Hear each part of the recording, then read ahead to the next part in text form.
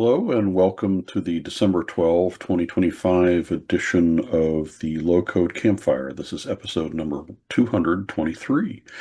I put down as the main topic today the version 128 release candidate 1, but we can talk about anything that you want to talk about. This is an event that we do every Friday or almost every Friday to talk about what's going on with Plantin and the challenges and experiences that you've had with the product. So we do encourage you to bring something to show and be ready to help your fellow Plantin campers. We record all these episodes and put them on YouTube at youtube.com/Plantin. We certainly encourage you to subscribe to that. We run the same agenda week by week. We start out with introductions because we're a friendly group, and then we go around the campfire. We always do first call and anything submitted in advance. The only thing submitted in advance is the things that I have prepared today. But we hit some of these other areas, and then after an hour or so, we go into our Afterglow segment. That's where we turn off the recording and just enjoy each other for a few more minutes afterwards on a personal level. So do engage with us so you can jump in, show and tell, use the chat window. You can submit questions or topics in advance. Just send an email off to me at support@plantinapp.com. Just a couple of programming notes. We will not be getting together on December 26th. I won't be here, and I hope you're not working that day either. And then Campfire will resume on January 2nd. We had a vote. We had several hands raised. I'm working, so you're working, and we can do this. With that, I will say hello, good morning. Good morning. Did anybody come with a first call?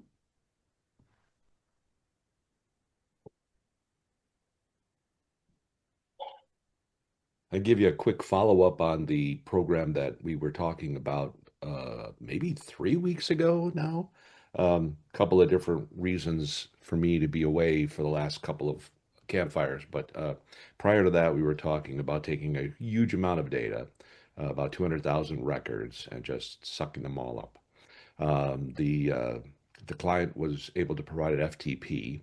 Um, uh, Sorry, I'm just seeing that Mark is not getting sound. So I am getting sound, and I'm going to Well, send we you. seem to be hearing each other, so I think That's it's good.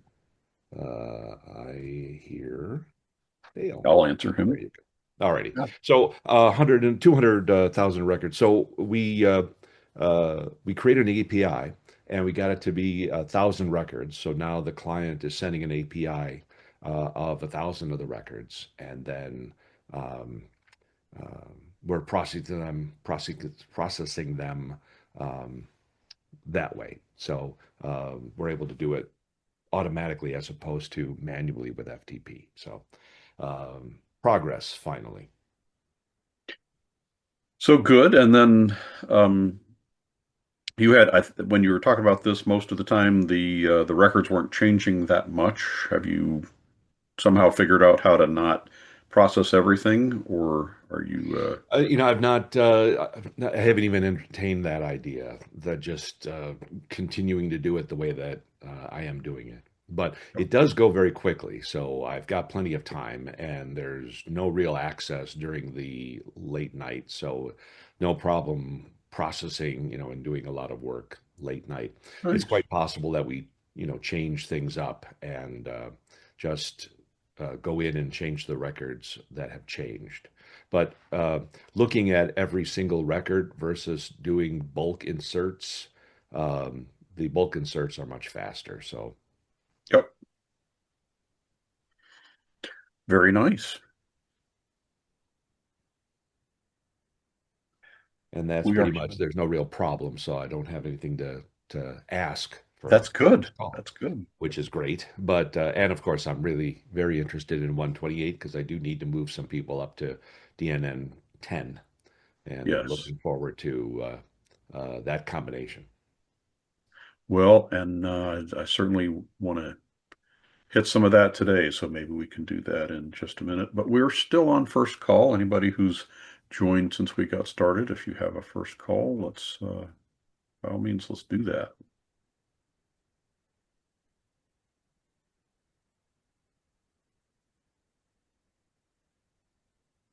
And in the absence of that, let's move on to a couple of things. Um, I was doing a support thing the other day and actually working on it. Well, it's been several days. The client here's the scenario. The client has a website that we set up for them. TNN sends out emails, for example, when somebody registers on the site or has a role change, things like that. And I was a little bit mystified about what user gets selected as the from email address for um, for those emails. And where I think I've landed on this is that it seems to be the first super user defined in the system, um, the email address that's associated with that user.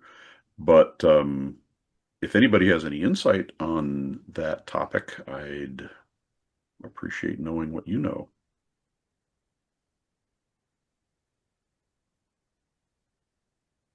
I have a recollection of this. I'm looking for it now. It's actually defined somewhere.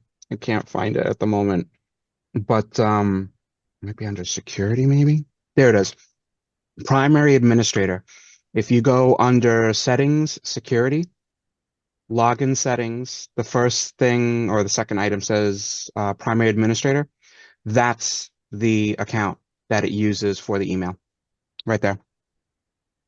So this is what I thought too, and that didn't turn out to be the answer for us. It may be the answer. Really?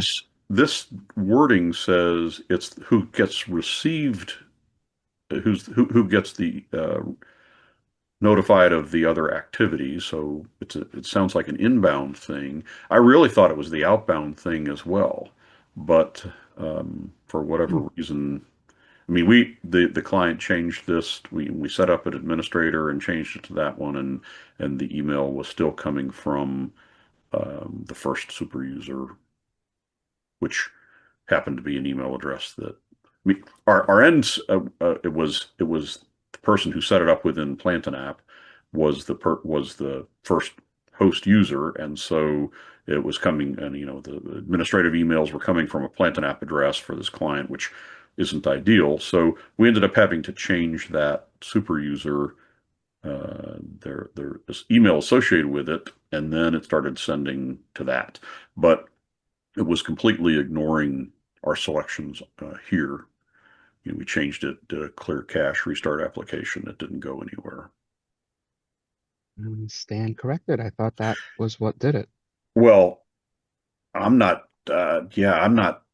saying corrected. I'm just saying here's what we experienced. I really thought this would be the one as well.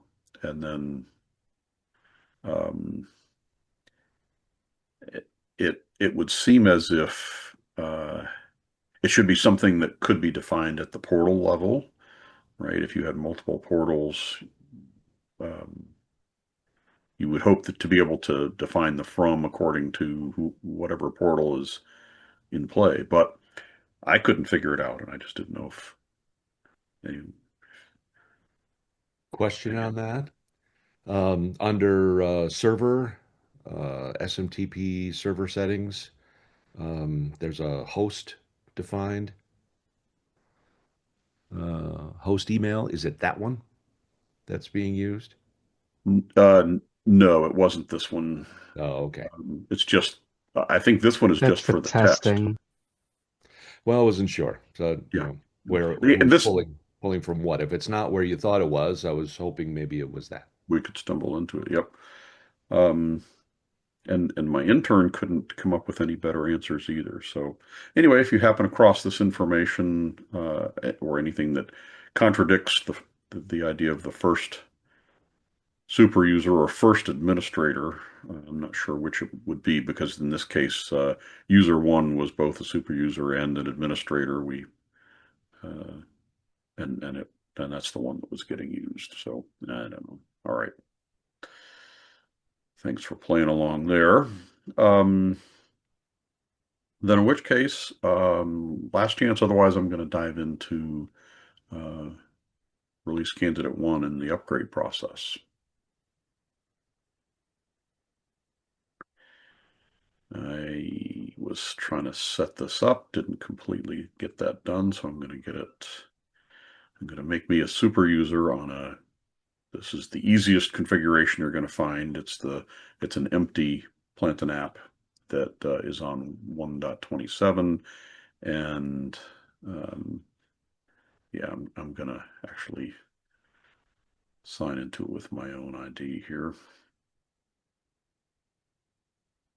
And then we'll look around and then we'll upgrade it.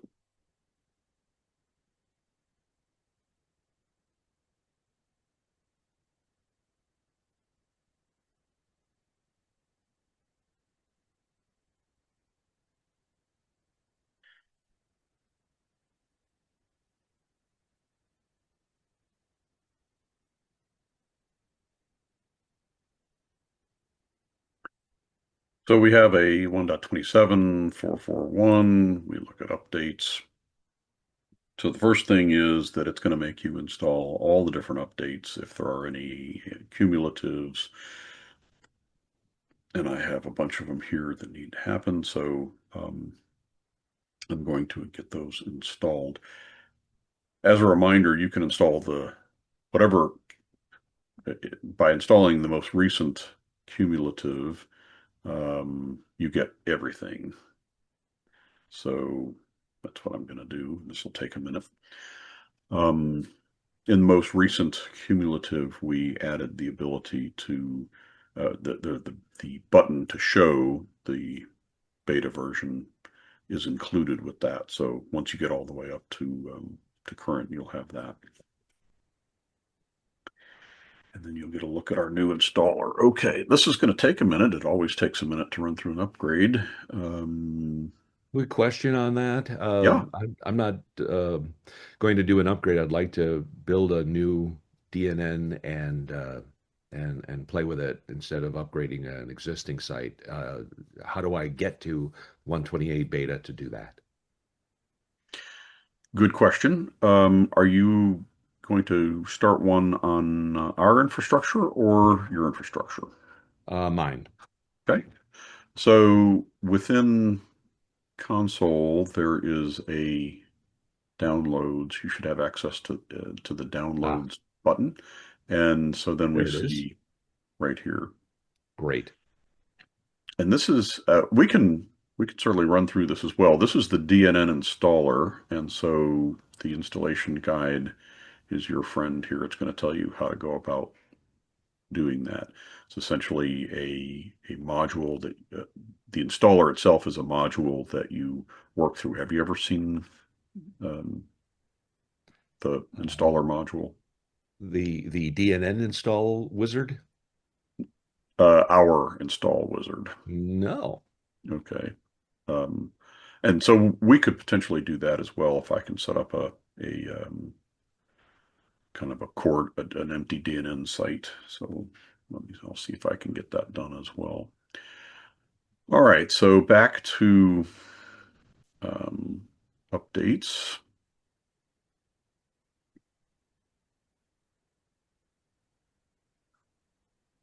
I have a question for you. Yes. When you go to the when you go to update to 128, maybe I'm getting out ahead of you here, so tell me if I am. Will that automatically start with say encourage you to upgrade to DNN 10 latest 10 current supported? So Matt, your audio is tough. Let me I don't know if there's a solution to that, but it's quite garbled.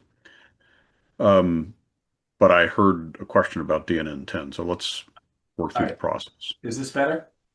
Much. Okay.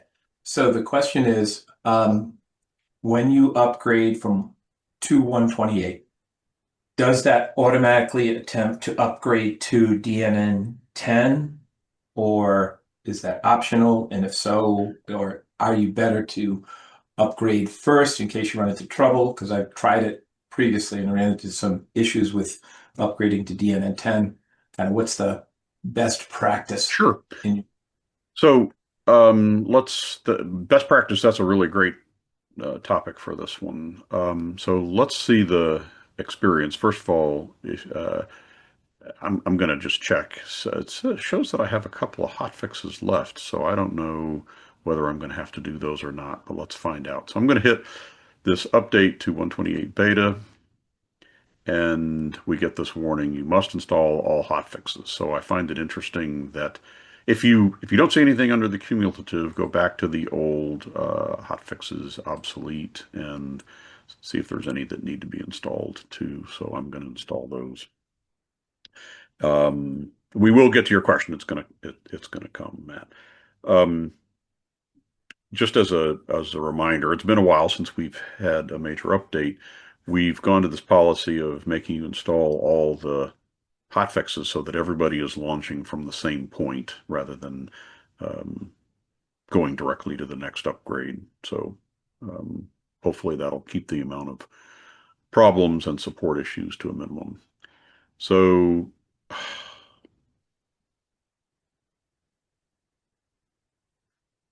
those didn't install. This is lovely.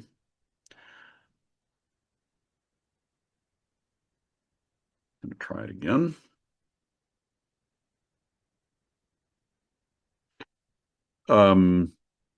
So for release candidate kind of thing, we definitely advise that you're not installing it on production. So ideally a clone of your production site or a test site like you were thinking about doing. And then always you should consider having a backup. If it's a throwaway site, that's fine. But if you want to, having a backup lets you restore if something goes wrong. DNN 9, if you don't upgrade, site will work so long as you hit our minimum. I believe we're moving, I believe the minimum for, I'll find this in a second. Perfect. They all installed this time. Let me find the minimum for this. I think it's 9.13.7 is the minimum for 1.28.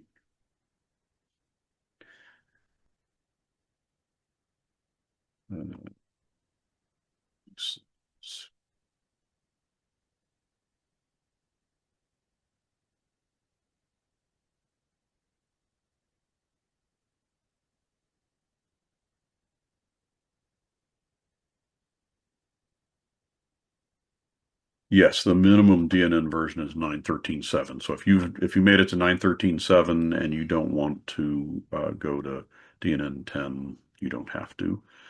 So the process, again, you hit the update to RC1. It gives you the release notes. We've changed this screen quite a bit so that you can see on and on what all the release notes and breaking changes and bug fixes are. When you click the update to 128 button, this is where you get the choice. So my recommendation is to do it is to go directly to 10. We've been doing all of our testing with, no, this is not true. We've tested both scenarios. So if you don't want to go to 10, if you have reasons not to, like other modules that are not ready yet, probably everybody's ready now, but best, I would say go to 10 if you can.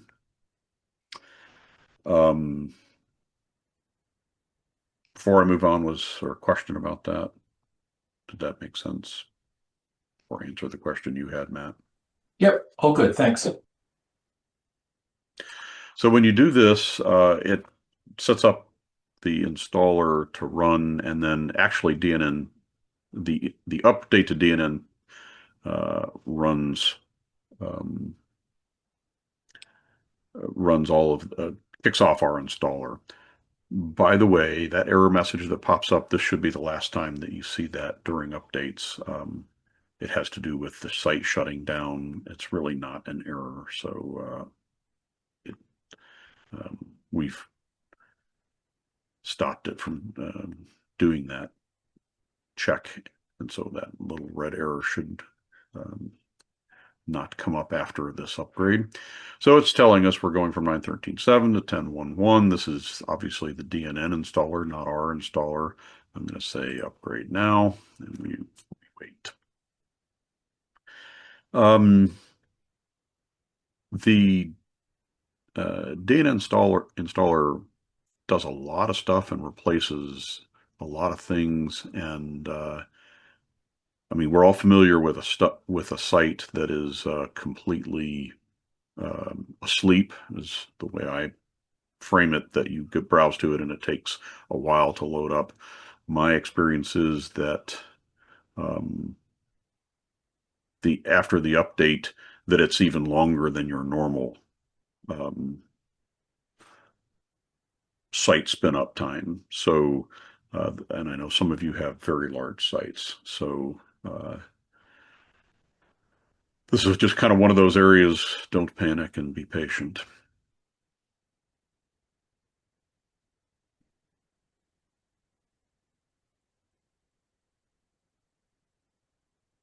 What else were we doing?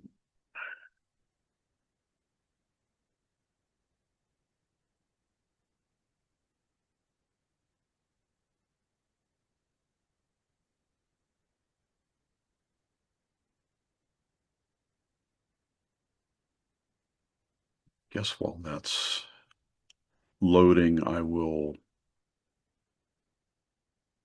mention that on our documentation site is learn.plantanapp.com, and within the documentation there are release notes for version 1.28 and several things in here, but all the release notes that you just saw on the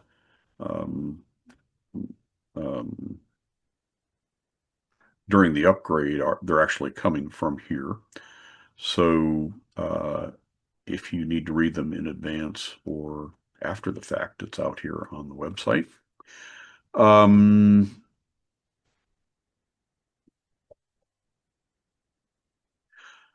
You know, this is always the spot where I would recommend that you spend some time.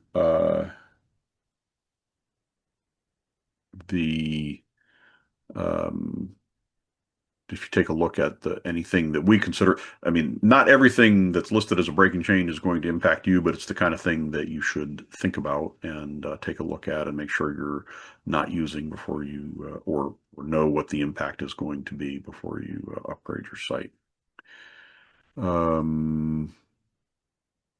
Yeah, looks like it finished the upgrade, came back to the site.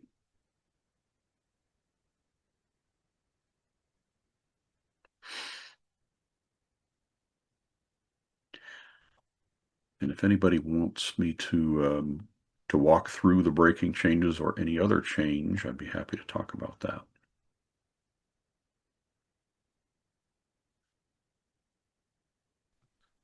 I saw one there related to Razor scripts on when you flashed. What is that? So this is a special option, or excuse me, a little used option of being able to have inline Razor scripts. So if you're defining Razor scripts in your tokens area, then you're not impacted by this. But if you put Razor scripts inside of HTML modules or elsewhere within the site, then you are impacted by this. So to show you the option, if we look at, I'm looking at a 127 site that I have, and in tokens, there is this setting in security. Most people don't even ever click that. It's or at least I don't. But in settings security, there is this allow inline script access. So if this is turned off for you, you're not impacted. This setting is going away and it's going to default to off. We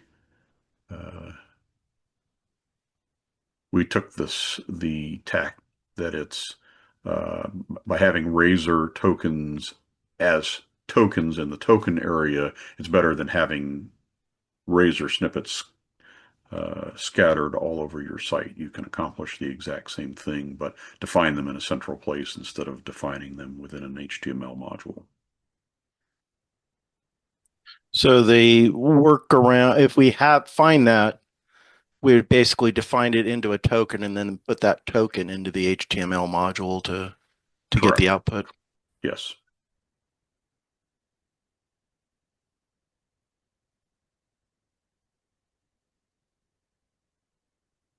So this kind of explains what the old behavior was, and yeah, but you're exactly right. Just move them, create them in here, and then move them here. All right. I don't think I would have done that, but it's possible on an off day that I did. Yes, and so perfect example of something that very few people do, and why these things are not going. Lots of things aren't going to impact you. We have here's another one. We took away the random token source. There's probably very few people who have used this randomization, and taking it away doesn't impact. I mean, won't hurt most people, but if you happen to be one of those few, you got to think about how you're going to replace that and where it might be within your project. All right, so we got upgraded. I'm going to go to the updates page here in 128. I suppose we can see that we got upgraded to DNN 10.1.1.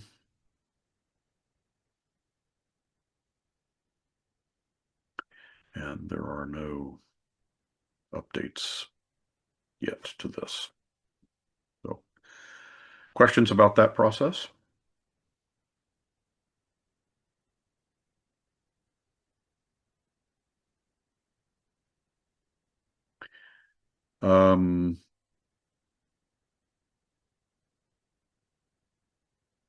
Any other breaking change that you want me to talk about?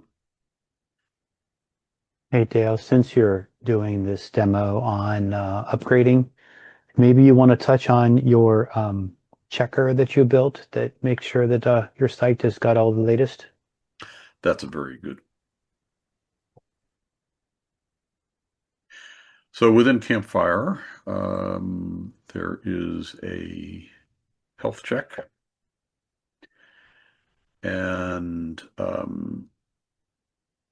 for version 127 and below, this was the one. And so this is only good for 120 versions under 128, and there is a newer version.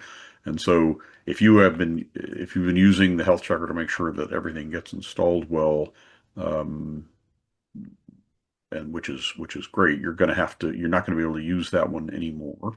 The reason is that in the past, this is a 127 system that I'm working on. And the reason is our versions of our DLLs up until now have been a three. Is this what you call a tuple? I'm not sure, but three numbers, 5.27.148, and we're going to 4. So if you try and use the same one, it will not work. So let's go take a look at the newer version and see if we can get that to work. I am going to take this workflow and go to our new 128 site and install it. So just say workflow. And so now it's called version check for PAA 1.28, and we run it. You don't have to give it any parameters. And it gives a slightly different output than we got before. So now we see the things that are okay and the things that failed separately as JSON. So, and then we have a bunch of DLLs that show up as failed, and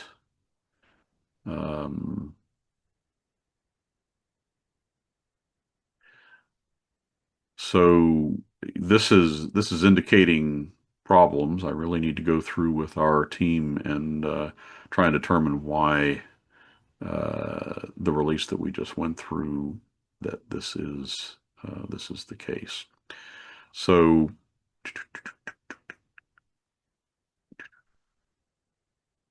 528.312 is the DNN. You're a troublemaker, Mark.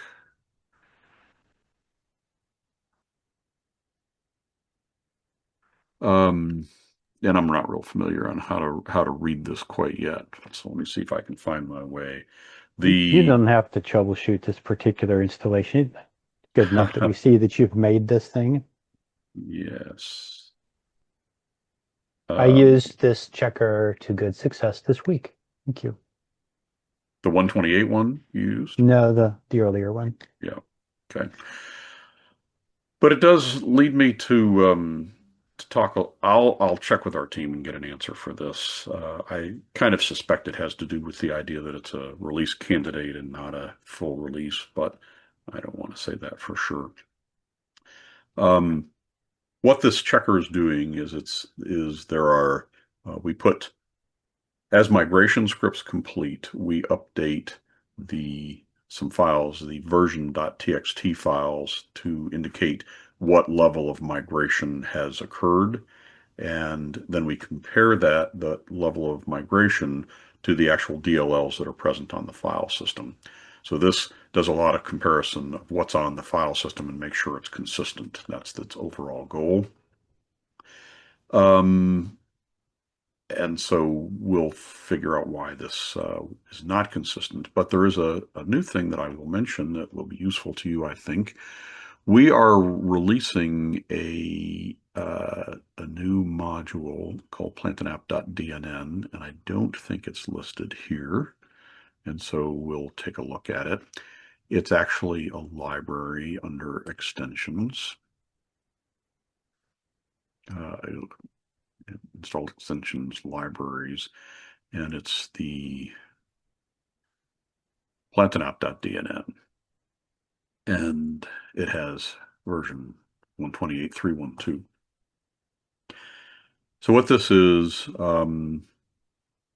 in the past, well, there are, as you might imagine, there are a lot of common the libraries that are used in common. If you're in Action Grid and you're trying to run actions, there was a common DLL that had all the actions inside of it. And if you were doing a form and you're trying to run actions, it was running things out of the same DLL, which is great. Everything's pointing to these common DLLs, but where we were the practice we had in the past was that action form would, if you installed an update action form, it would update the common libraries. If you updated action grid, it would update the common libraries. And so we had, especially with hotfixes, we had a little bit of inconsistency about which common DLL was being deployed.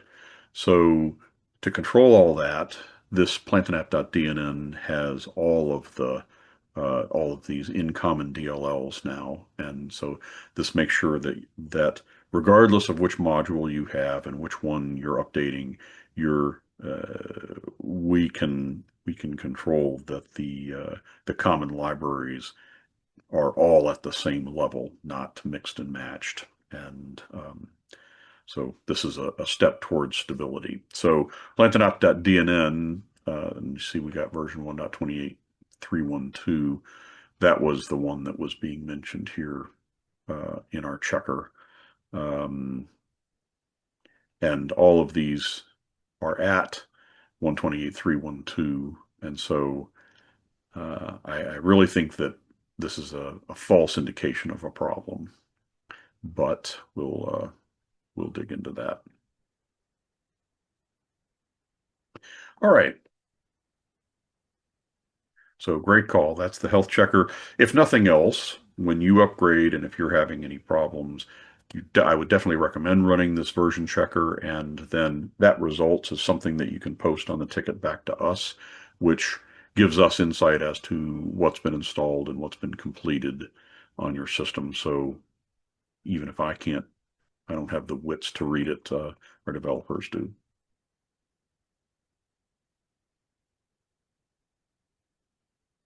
So Yeah. I had meant, go ahead. I was just saying thank you. Oh, absolutely. I had mentioned the Razor token. We're looking at those breaking, and Mark mentions that he replaced it easily with a Razor token. Do you want to comment on that, or just say it was easy? It was easy. Yeah. I would be glad to share it if anyone needs it. I think that you could accomplish something very similar with a SQL token. It's just whatever, probably a JavaScript too. So whatever your of choice is, it's pretty easy to come up with some way to randomize, but that one was gone. All right. Well, that's the upgrade experience. We would definitely encourage you, if you have the time, to participate in doing an upgrade on your sites. There were quite a few things. I mean, it has been quite consuming for us to be doing the QA on this, and there's a lot of little things that have changed, and we're trying to make sure that we introduce a good quality release when we come out with the final. So anything that you find, I think you probably saw a letter from Bogdan that said, whatever you find, we're going to put it to the top of the list for getting it resolved. So please participate in the release candidate.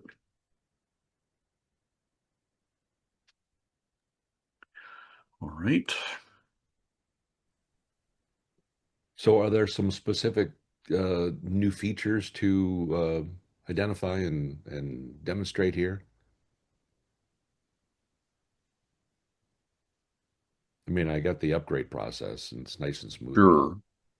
Sure. So some of the features are, I mean, yeah. Let's hit the highlights of the features, and it's kind of a.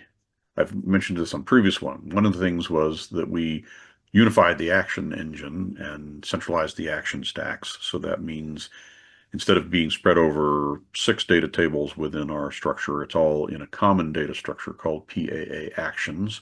And so this means that um, when you're looking for something, or rather, they're all stored in the same table. It's easier. I mean, it's all normalized data, and so if you wanted to search for an action, it's going to be there that way, and it sets us up to be able in the future. I mean, it's an efficiency thing for us. It we think it's faster as well, but it sets us up to be able to provide like a global search tool, and that's on the roadmap. I will mention the roadmap is here someplace too, so we can look at that, where we'll be going. So this sets us up for better in the future, but it's all in terms of seeing concrete benefits to this in this revision, not so much. But let's see. Bogdan mentions that it's more reliable, nested actions working more predictably, easier to troubleshoot. Yeah, better logging. We're because the action engine is unified. For example, have been seeing things that show up in the logs that indicate exactly what actions are failing, and I think it's easy. It's going to be easier to find them, but you see the action numbers more uniformly. But it's leading us to better error messages as well. But the idea is it's seamless. If we do this well, you won't even notice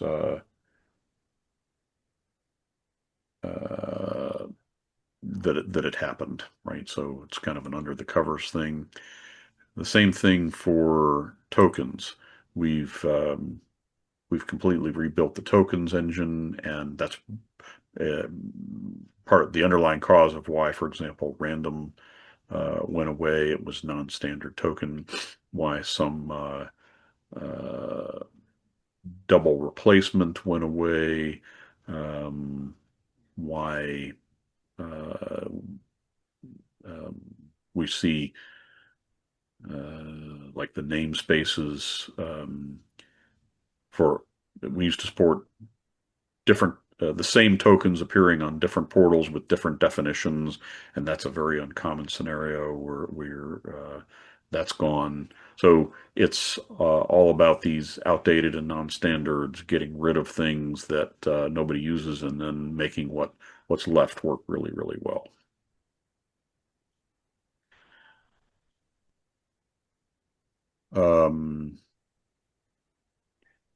So here's certainly a benefit on faster, clearer, more reliable upgrade experience instead of um, uh, relying on the DNN installer to install our packages. We're we have our own installer now, and I wish I could demonstrate that to you. Maybe I can. Let me see. Nope. One.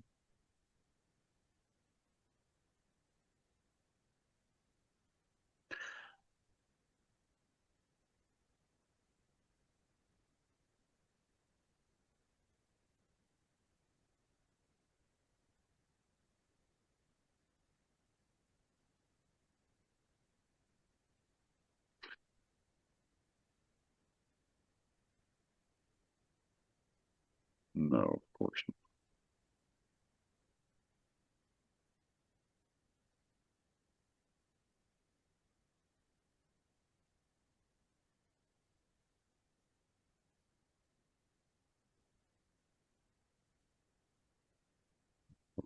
Of systems in various states of upgrade and completion. So maybe I can find one where I can demonstrate this. Mm-hmm.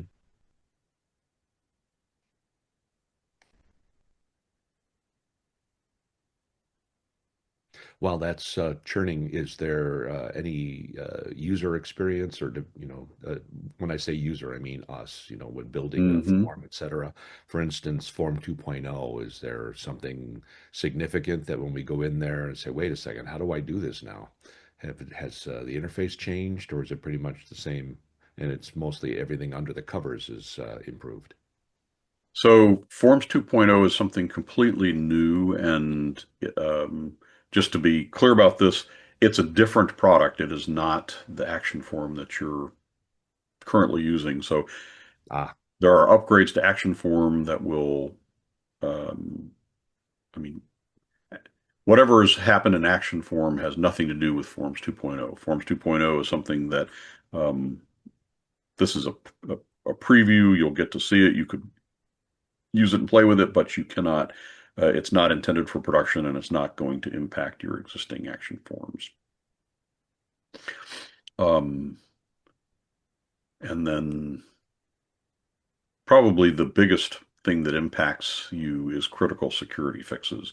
There's things in PlantinApp 128 that are PlantinApp fixes that we found internally that needed to be done. And then, as everybody knows, DNN 10 was had major security improvements over DNN 9, 13.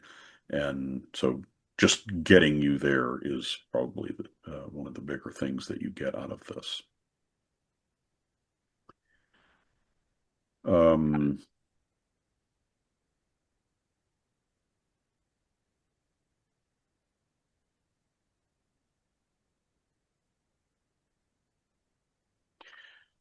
So I would just say take a look through the enhancement section. There's a sprinkling of things along the way, which I'd be happy to talk about any one of these, but there's quite a few. And actually, I did talk about them in a low-code cafe, the last low-code cafe. I think the Christmas edition of the low-code cafe coming up Wednesday, we will, the plan is to talk about Forms 2.0 and kind of show off some of those features that are there. So, all right. Well, good. I look forward to that. Yes, I think it's definitely not mature yet. I don't think there would be anything except starting to get a feel for it and maybe give us some feedback. Um,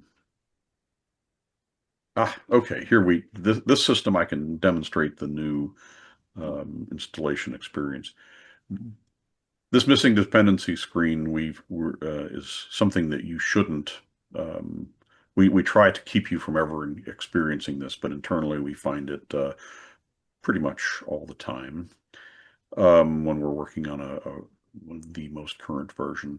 But the experience that happens next after I click this prepare installation button is what you'll begin to see. When you start installing cumulative updates, you may see this. And so it'll tell you what it's installing. It's going to tell you what's going to get updated, gives a list of them, what the version is and what the version will be, and some checkboxes that you can ignore the words and just click the boxes. You're giving away your firstborn here. No, seriously, this is letting you know that people are going to get locked out and that it's going to be locked until it finishes, or if something goes wrong through the restore happens, and that you understand what you're doing here. But after you do that, then once you start, you'll see a different installation experience than you've seen in the past. And if you show the logs, you can, much like the DNN installer, you have this piece by piece what's going on in the process, and you can let that go, and it'll eventually come to the end and tell you that it was successful or not successful. So a whole new installation experience.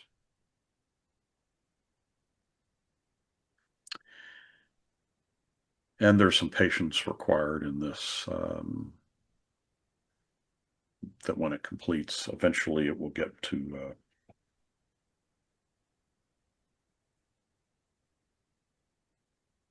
a completion button where you push the button and will return to the site. So hopefully that will,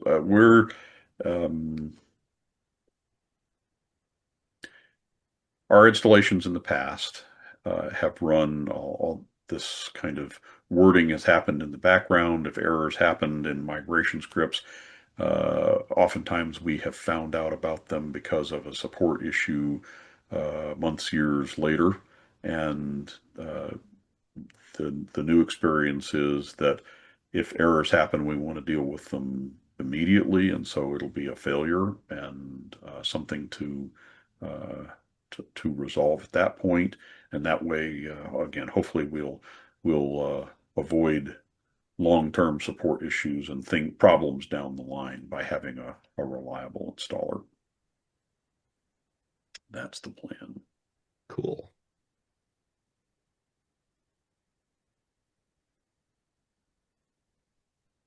I don't think in the last 9 minutes I want to dive into this one unless you want to talk about it, Mark. This was your ticket. Well, you don't have to if you don't want to, Dale.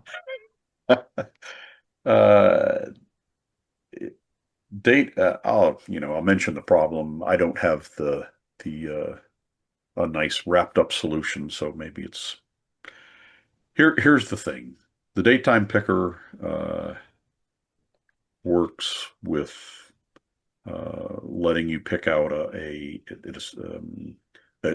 time, and it's trying to do UTC, and it's trying to do time zone gets involved with that, and including date, the daylight savings time zone. So you can see an odd behavior where if you're trying, if today you were use a datetime picker to choose a date either in the next daylight savings time period or the previous daylight savings time period. So if you picked out a date of April 1st, and do an Ajax update on the screen, you'll see the time shift by an hour, and it has to do with reinitializing it based on UTC. It's an odd behavior, but it just illustrates the level of difficulty when you're dealing with international. If you have an app that works in a given locale and you don't need to display date and time across multiple time zones, date and time is easy.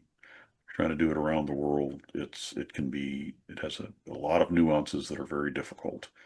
And the end of the story is, I suggested to Mark that storing date and time separately instead of a date time field might be in your best interest. And also, if it's relevant, storing the time zone that was used to establish that date. So if you're picking something on a calendar in the Eastern time zone during daylight saving time, it might be worth storing the date, the time, and Eastern daylight time as the value so that you can display that date and time reliably anywhere else to any other user in the world. So that's just kind of the nutshell, but I don't have that in a spot to demonstrate today. That would take too long right now anyway. Yes, but if nothing else, I can warn you that that's an area of concern. Something you should be wary of if you're, I'm using that, and I have that problem. And I think the separating the date and time out is great. Really, the use of the use of it for me is that a form is made visible on a given date. Governments, want to allow you to do something at a particular time, but so I've got a management screen for the client, and they can go in there and say, I want it to be visible as of this date and not visible as of this date and time. And they would like it to be, midnight. So they set it for 1 a.m. and then the date changes to the previous date. And so they get all confused. So yeah, setting it to a separate date and time field solves the problem.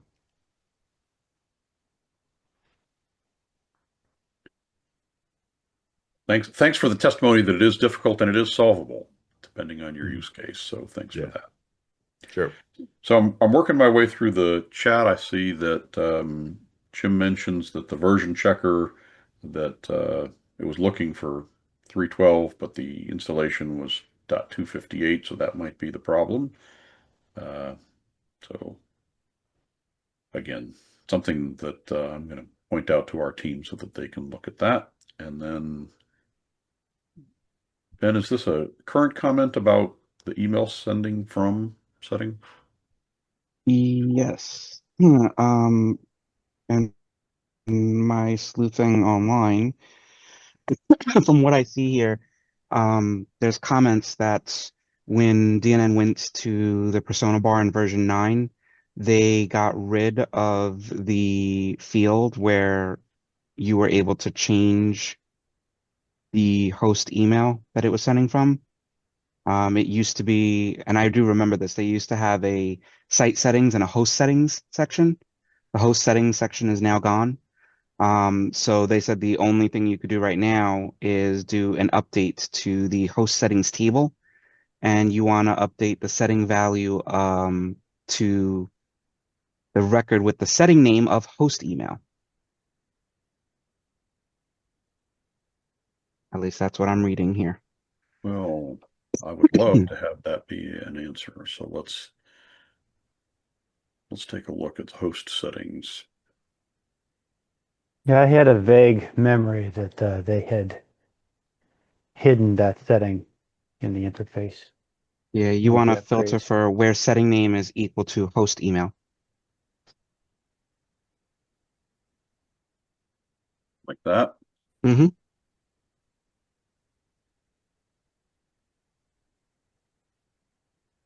According Nice. to this, it says you change that setting value, and that's the hidden value. But that, unfortunately, as it stands, when they moved over to the persona bar, this record, there's no front end to edit it. So once it's set, it seems to be set.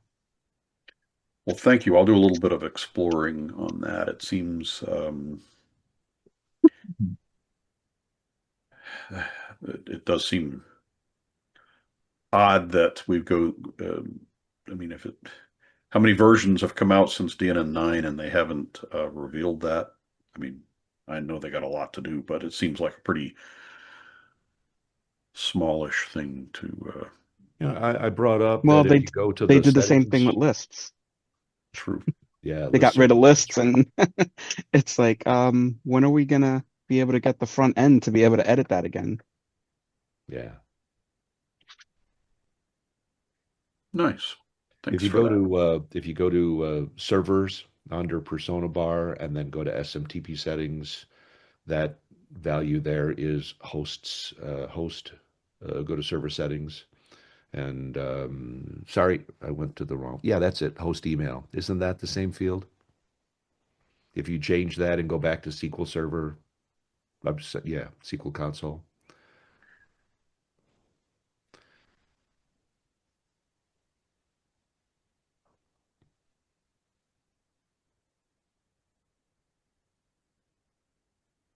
It is.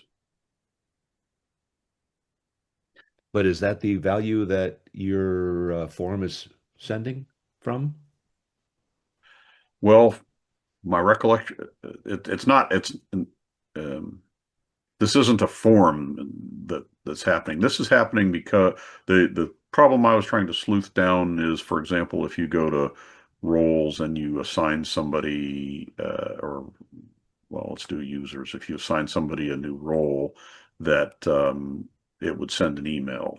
Yeah. And here, this is send email, and the email was coming from, in our case, the first super user, and changing the ID of the first, changing the email address of the first super user was the only solution that I could stumble onto. So, and it did not, we didn't try to change this value that you just pointed me to. So that's new information, but changing the ID of the super user, the email of the super user was the solution in our case. So this needs more exploration. Got it. For me, I just need to see if that will solve it. Anyway, mysteries.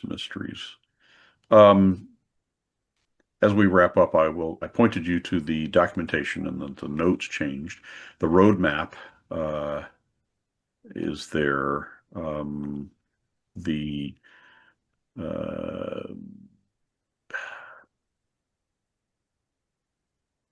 so that's probably worth taking a look at. See if what we expect, what we hope to get into next year, and these different things. So that's probably our ambitious goals. There is also the Razor cache script changes. Some time ago, I demonstrated a contribution about looking at the cache, and if you are trying to do something with cache values, there's some change to the token that's involved there. So it used to be under AVT my tokens token, and now it's under PAA tokens results. So totally different. The cache still is there. It's just got a different name. So you got to if you're relying on it, you got to know that that's changed, so that's there in our documentation. And gee, I think that's it for a day. So thanks for spending your hour with us. We will go into our Afterglow segment in a while, so hang around if you have time